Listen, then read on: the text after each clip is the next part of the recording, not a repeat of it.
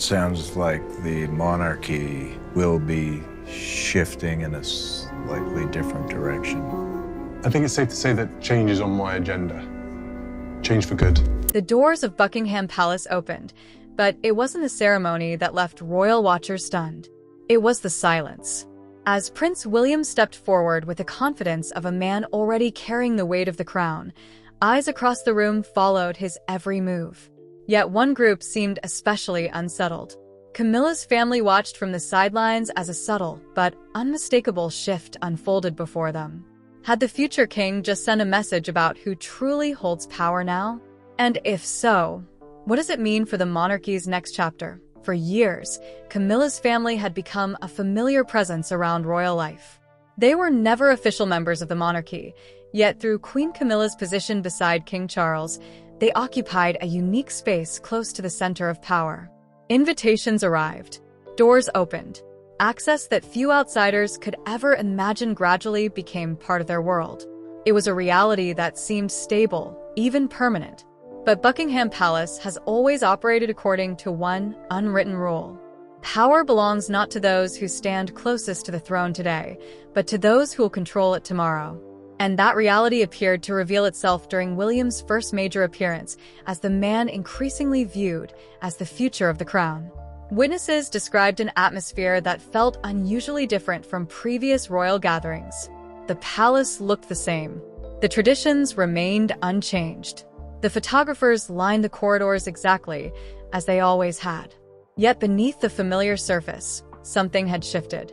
William entered with calm confidence, moving through the event without hesitation.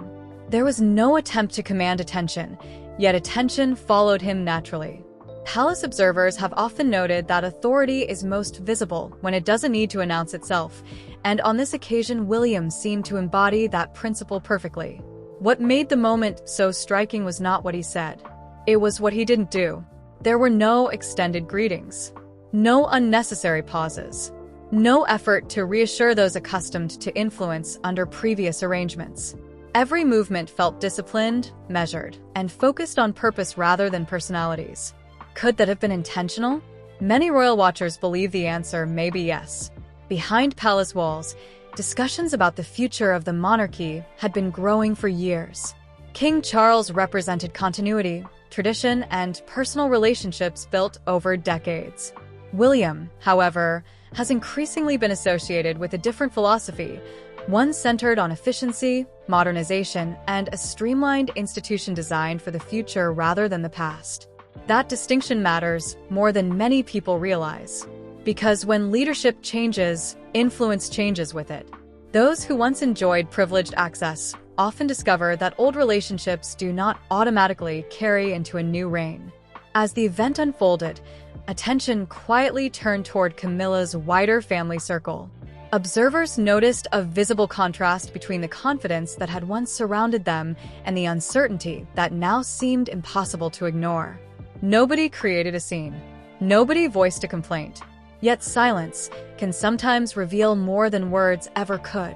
And the silence was impossible to miss. For decades, the monarchy has survived by adapting to changing circumstances. Every generation brings new priorities, new personalities, and new expectations. The transition from one era to another rarely happens with dramatic announcements. More often, it begins with subtle moments that only become significant when viewed in hindsight. Was this one of those moments? Inside royal circles, some believed they were witnessing the first clear indication of how William intends to shape the institution he will eventually inherit. Not through confrontation, not through public declarations, but through a quiet reordering of priorities. That possibility alone carried enormous implications. Because if William was already signaling a different approach, then every established relationship inside the palace would eventually face the same question. Does it still serve the monarchy he wants to build? For Camilla's family, that question may have felt especially uncomfortable. The privileges, familiarity, and access that seemed secure under King Charles suddenly appeared far less certain in a future increasingly centered around William and Catherine. What once looked permanent now looked conditional. And as palace conversations continued behind closed doors, another realization was beginning to emerge. This wasn't simply about one appearance. It was about a larger transfer of authority that had been unfolding quietly for months, perhaps even years, long before the public fully recognized it. And that raises an even bigger question. If William was already exercising the influence of a king before officially wearing the crown, just how much power had already shifted behind the scenes? For years, Camilla's family had become a familiar presence around royal life. They were never official members of the monarchy, yet through Queen Camilla's position beside King Charles, they occupied a unique space close to the center of power. Invitations arrived, doors opened. Access that few outsiders could ever imagine gradually became part of their world. It was a reality that seemed stable, even permanent. But Buckingham Palace has always operated according to one unwritten rule. Power belongs not to those who stand closest to the throne today, but to those who will control it tomorrow. And that reality appeared to reveal itself during William's first major appearance as the man increasingly viewed as the future of the crown. Witnesses described an atmosphere that felt unusually different from previous royal gatherings. The palace looked the same. The traditions remained unchanged. The photographers lined the corridors exactly as they always had. Yet beneath the familiar surface, something had shifted. William entered with calm confidence, moving through the event without hesitation. There was no attempt to command attention, yet attention followed him naturally. Palace observers have often noted that authority is most visible when it doesn't need to announce itself, and on this occasion William seemed to embody that principle perfectly. What made the moment so striking was not what he said. It was what he didn't do. There were no extended greetings, no unnecessary pauses, no effort to reassure those accustomed to influence under previous arrangements. Every movement felt disciplined, measured, and focused on purpose rather than personalities. Could that have been intentional?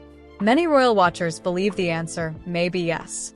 Behind palace walls, discussions about the future of the monarchy had been growing for years. King Charles represented continuity, tradition, and personal relationships built over decades. William, however, has increasingly been associated with a different philosophy, one centered on efficiency, modernization, and a streamlined institution designed for the future rather than the past. That distinction matters more than many people realize. Because when leadership changes, influence changes with it. Those who once enjoyed privileged access often discover that old relationships do not automatically carry into a new reign. As the event unfolded, attention quietly turned toward Camilla's wider family circle. Observers noticed a visible contrast between the confidence that had once surrounded them and the uncertainty that now seemed impossible to ignore. Nobody created a scene. Nobody voiced a complaint. Yet silence can sometimes reveal more than words ever could. And the silence was impossible to miss. For decades, the monarchy has survived by adapting to changing circumstances. Every generation brings new priorities, new personalities, and new expectations. The transition from one era to another rarely happens with dramatic announcements. More often, it begins with subtle moments that only become significant when viewed in hindsight. Was this one of those moments? Inside royal circles, some believed they were witnessing the first clear indication of how William intends to shape the institution he will eventually inherit. Not through confrontation, not through public declarations, but through a quiet reordering of priorities. That possibility alone carried enormous implications. Because if William was already signaling a different approach, then every established relationship inside the palace would eventually face the same question. Does it still serve the monarchy he wants to build? For Camilla's family, that question may have felt especially uncomfortable. The privileges, familiarity, and access that seemed secure under King Charles suddenly appeared far less certain in a future increasingly centered around William and Catherine. What once looked permanent now looked conditional. And as palace conversations continued behind closed doors, another realization was beginning to emerge. This wasn't simply about one appearance. It was about a larger transfer of authority that had been unfolding quietly for months, perhaps even years, long before the public fully recognized it. And that raises an even bigger question. If William was already exercising the influence of a king before officially wearing the crown, just how much power had already shifted behind the scenes? If William's growing authority was quietly reshaping the monarchy, then another shift was happening alongside it, one that palace insiders have reportedly watched with increasing interest for years. At the center of that shift stood two very different women. On one side was Queen Camilla, whose position had been built through decades of patience, resilience, and a close partnership with King Charles. She understood the traditions of royal life, the importance of personal relationships, and the delicate balance required to navigate palace politics. On the other side was Catherine, Princess of Wales. Younger, immensely popular, and increasingly viewed by many as the future face of the monarchy. For years, the palace worked carefully to present unity. Public appearances were managed with precision. Smiles were exchanged. Formal duties were performed flawlessly. To the outside world, everything appeared harmonious. But royal history has always taught one lesson. When two generations of influence exist under the same roof, tension often follows. Not necessarily through open conflict, but through competing priorities, competing visions, and competing expectations about the future. As William's role expanded, Catherine's position naturally expanded with it. Every international visit, every major ceremony, and every state occasion seemed to reinforce the same message. The future of the monarchy was becoming increasingly connected to William and Catherine as a team. And the public noticed. Polls consistently showed Catherine among the most admired members of the royal family. Her calm approach, charitable work, and ability to connect with people across generations strengthened her image year after year. Unlike many royal figures who attracted headlines through controversy, Catherine often generated attention simply through stability. That kind of popularity carries enormous weight inside a modern monarchy, because public support is one of the institution's most valuable assets. The more Catherine's profile grew, the more attention shifted toward her future role as queen. And that shift inevitably created new dynamics within palace circles. Royal commentators frequently observed that Catherine appeared increasingly comfortable operating at the highest level of royal life. State banquets, diplomatic engagements, and international visits no longer felt like preparation for future responsibilities. They looked like rehearsals for them. Was that perception entirely fair? Perhaps. Perhaps not. But perception often matters as much as reality within royal institutions. Inside Buckingham Palace, symbols carry meaning.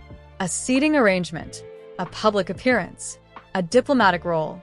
Even a carefully chosen piece of jewelry can generate endless discussion about status, influence, and future authority. As Catherine's prominence increased, observers began paying closer attention to every interaction involving her and Camilla. Most of the time, there was nothing dramatic to see. Yet the absence of visible conflict often encouraged even greater speculation. What was happening behind closed doors? Were both households fully aligned? Or were differences quietly emerging beneath the polished public image? Those questions became increasingly difficult to ignore as William's influence continued expanding, because Catherine's rise was inseparable from his.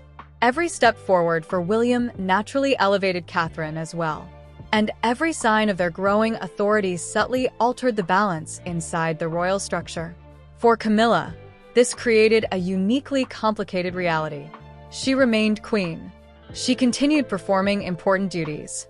She retained the respect that came with her position beside King Charles. Yet at the same time, the future clearly belonged elsewhere. The monarchy's next chapter was being written around William and Catherine. Everyone understood it. Everyone could see it approaching. The only uncertainty was how quickly the transition would unfold. By early 2026, palace observers increasingly described the atmosphere as one of quiet anticipation. Not anticipation of conflict, but anticipation of change. The institution appeared to be gradually preparing itself for a future in which William and Catherine would occupy the central roles. And with every major engagement, every successful appearance, and every display of public support, that future seemed to move one step closer. Yet while attention focused on personalities and palace dynamics, William was preparing something even more significant behind the scenes. A vision for the monarchy itself. One that could fundamentally change how the crown operates in the modern world, and force everyone within the royal system to adapt to a very different set of expectations. While many royal watchers focused on palace relationships and shifting influence, William was concentrating on something much larger: the future of the monarchy itself. For years, one question has quietly followed every modern royal household. How can an institution built on centuries of tradition remain relevant in a rapidly changing world? It is a challenge that has confronted every monarch in one form or another, but many observers believe William intends to answer it differently from those who came before him. Not through dramatic revolution, not through abandoning tradition, but through careful modernization. Those close to royal operations have often described William as practical, disciplined, and intensely focused on long-term outcomes. Unlike previous generations who sometimes viewed tradition as something to preserve at all costs, William appears more willing to ask a difficult question. Does this still serve a purpose? That simple question could reshape almost every corner of royal life. From public engagements to ceremonial events, from household structures to internal operations, reports have repeatedly suggested that William favors a monarchy that is smaller, more efficient, and more directly connected to the public it serves. And that vision carries significant consequences. Because whenever an institution becomes smaller, priorities become sharper. Not everyone maintains the same level of access. Not every role remains unchanged. Not every long-standing arrangement survives. This is where the conversation becomes especially interesting. For decades, royal influence often flowed through relationships, traditions, and established networks. The system evolved gradually, allowing different branches of the family to occupy visible positions within the broader royal structure. William's reported approach appears different. Observers increasingly describe it as performance-based rather than relationship-based. In other words, the question is no longer simply who belongs within the royal orbit. The question becomes what role they actually serve. That shift may sound subtle, but inside palace walls it represents a profound change in thinking. Because institutions survive when they adapt. And William appears determined to ensure the monarchy continues adapting. His public comments over recent years have repeatedly emphasized impact, purpose, and meaningful engagement rather than ceremony for its own sake. He has shown particular interest in initiatives focused on homelessness, environmental challenges, mental health, and community development, issues that resonate strongly with modern audiences. The message is becoming increasingly clear. Visibility alone is no longer enough. Relevance matters. Results matter. Public trust matters. And that philosophy is gradually influencing how the future monarchy may operate. Could this explain why so many palace observers believe a major restructuring is already underway? Many think so. Because when William eventually assumes full authority, he will inherit not only a crown but also the responsibility of maintaining public support in an age where institutions face greater scrutiny than ever before. That reality requires a different kind of leadership. A leadership style less dependent on grandeur and more focused on effectiveness. Less focused on preserving every tradition. More focused on preserving the institution itself. Naturally, not everyone views these changes in the same way. Supporters see modernization as essential for survival. Critics worry that excessive streamlining could weaken some of the traditions that have defined the monarchy for generations. Yet regardless of where opinions fall, one fact appears increasingly difficult to dispute. William already seems to be preparing for the future he wants to create. And the closer that future comes, the more noticeable the adjustments become. Across palace corridors, planning discussions, and public appearances, signs of a different royal era continue to emerge. The image taking shape is one of a monarchy that remains rooted in history while operating with greater discipline, clearer priorities, and a stronger focus on public value. For some members of the royal establishment, those changes represent opportunity. For others, they represent uncertainty. But perhaps the clearest example of William's leadership philosophy was not found in a speech or policy discussion. It emerged during one of the most controversial royal issues of recent years. a situation that forced the future king to choose between family loyalty and institutional survival. And the decision he reportedly supported revealed exactly how far he was willing to go to protect the crown. If William's plans for a modern monarchy revealed his long-term vision, then the controversy surrounding Prince Andrew revealed something even more important: how he handles pressure. Because leadership is easy when decisions are popular. The true test comes when every option carries consequences. And few issues have challenged the royal family more than the Andrew crisis. For years, the situation remained one of the monarchy's most difficult public relations burdens. Every new headline reignited uncomfortable questions about accountability, reputation, and public trust. Palace advisors understood that the issue extended far beyond a single individual. It had become a test of institutional credibility. How the monarchy responded would shape how the public viewed the crown itself. And according to numerous royal commentators, William's position appeared remarkably clear. Protect the institution first, even if difficult decisions follow. That approach immediately distinguished him from the more cautious style often associated with previous generations, where some preferred gradual adjustments and carefully managed compromises. William increasingly developed a reputation for confronting problems directly, not because he sought conflict, but because he viewed unresolved controversies as long-term threats to the monarchy's future. Inside royal circles, discussions reportedly intensified around Prince Andrew's role, public visibility, and future place within royal life. While differing opinions naturally existed among senior figures, observers repeatedly noted that William's perspective appeared rooted in one principle above all else: the crown must come before personal relationships.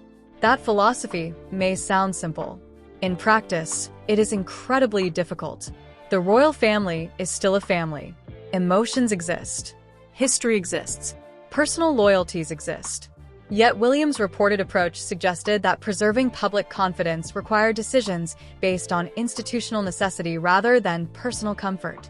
And that sent a powerful signal, not only to the public, but also to everyone operating within palace walls. Because if William was willing to apply that standard to one of the monarchy's most sensitive family controversies, then the same standard could eventually apply elsewhere. Suddenly, influence alone was no longer enough. History alone was no longer enough. Personal connections alone were no longer enough. The future king appeared to be measuring people and situations against a different question. Do they strengthen the institution, or do they weaken it? That question may ultimately define his reign. Supporters argue that such discipline is exactly what the monarchy needs in a modern era where public scrutiny is relentless and trust must be earned continuously. They see William's approach as evidence of strong leadership, clear priorities, and a willingness to make difficult choices when necessary. Others see potential risks. They wonder whether excessive efficiency could create a monarchy that feels colder, more distant, and less personal than previous generations. Both arguments carry weight. But what cannot be ignored is the pattern that continues emerging. Whether discussing modernization, public engagement, palace influence, or family controversies, the same principle appears again and again. William is preparing for a monarchy built around purpose. A monarchy where sentiment matters less than outcomes. Where relevance matters more than tradition alone. And where authority is exercised with greater speed and clarity than many have previously witnessed. Looking back, that may explain why his first major appearance generated such intense attention. People were not simply watching a future king. They were watching the visible emergence of a different royal era. An era increasingly centered on William and Catherine. An era defined by discipline, modernization, and long-term strategy. And an era that may ultimately reshape the monarchy more profoundly than many currently realize. Because sometimes history does not announce itself with fanfare. Sometimes it arrives quietly. A look, a decision, a moment of silence inside a palace corridor. And suddenly everyone understands that the future has already begun. So, what do you think? Was William's first appearance truly a signal that a new royal order is already taking shape behind palace walls? And do you believe his modern approach will strengthen the monarchy or create even greater challenges in the years ahead? Share your thoughts in the comments below. If you enjoyed this story, don't forget to like, subscribe, and turn on notifications so you never miss our next royal update. And until next time, thank you for watching.